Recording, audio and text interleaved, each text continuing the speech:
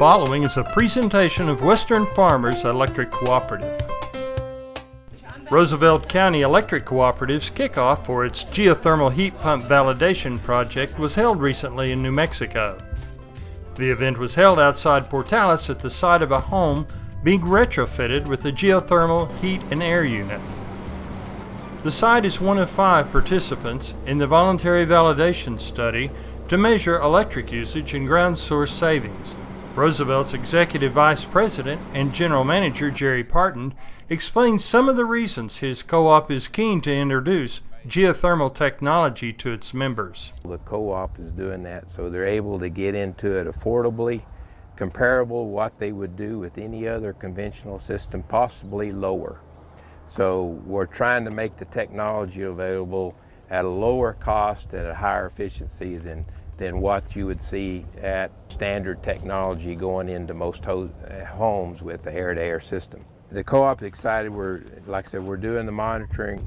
For every kW we save, that means there's about $2,000 in generation resources that will not have to be built. So over the long term, it's a tremendous energy saving in addition to dollar savings out of pocket to our customer.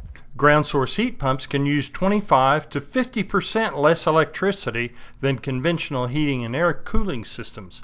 If enough GSPs are installed, electric utilities might be able to delay construction of expensive power plants to meet the growing demand for electricity. WFEC's Manager of Marketing and Communications, Mark Falkenberry, explained. When you look at that on a large scope, like for example in Oklahoma and New Mexico combined, you could be talking about, if we could flip maybe 20% of the homes, not that much, but if we could convert about 20% of the homes, you could be talking about somewhere around $500 million of infrastructure generation that would not have to be built in the future because we've worked with our members to take and lower their need at their home. But what makes it so unique is by the direction that Roosevelt has taken, and we're very excited because it's the first. When you couple the fact that the co-op's taking on about 1/3 of the cost of a geothermal system, and that the homeowner themselves are able to utilize a 30% state tax credit and a 30% federal tax credit that reduces the cost of the equipment and the labor for this home by about 60%, the economics of going with this technology that will save a typical homeowner somewhere between 30 and 60% on their electric bill, or actually on their total energy cost, that becomes more affordable, as we were talking before, than just putting in conventional standard heating and air conditioning equipment. The 18-month GEO Validation study will document the before and after electric load usages at the retrofitted homes of the volunteer participants.